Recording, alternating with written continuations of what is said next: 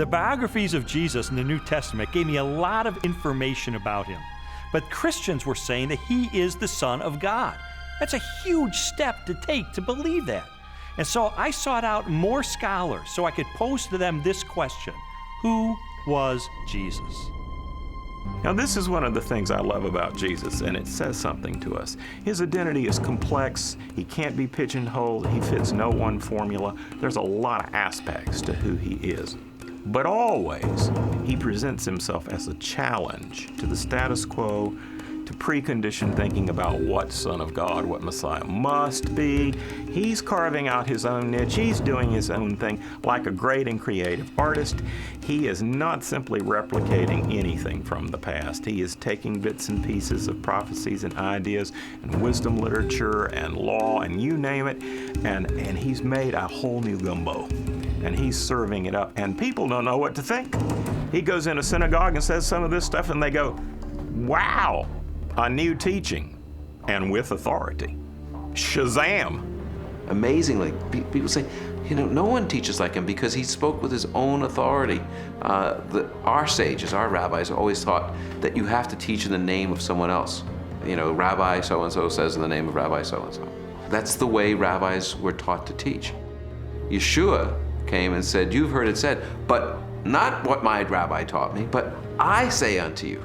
And he would clarify, even overrule in some ways, the Old Testament law. Well, this law was given by God himself, for Jesus to say, I am the authoritative interpreter of the law. I am the one who has come to fulfill the law. That's an extraordinary claim, a claim to essentially the authority of God. The Spirit of the Sovereign Lord is on me, because the Lord has anointed me to preach good news to the poor.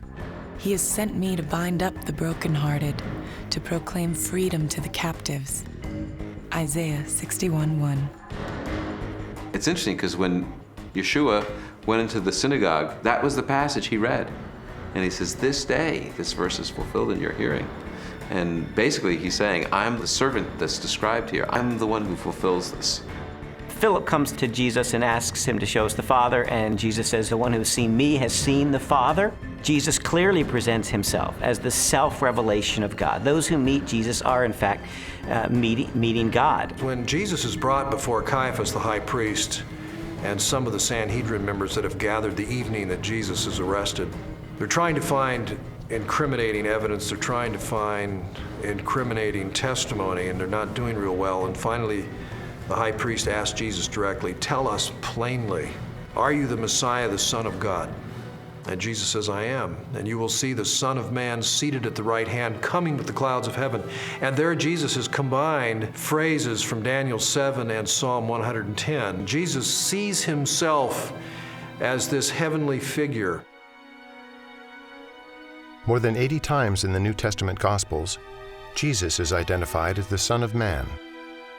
While the human connotations of the phrase are obvious, a broader interpretation is found in an Old Testament scripture written by the Jewish prophet Daniel.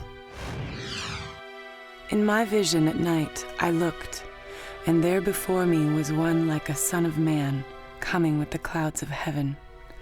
He approached the Ancient of Days and was led into his presence. Daniel 7:13. Many Christians and non-Christians hear the phrase Son of Man. They think Son of God refers to his deity and Son of Man refers to his humanity. That's in part true, but in fact, Son of Man has a much greater significance than that as well.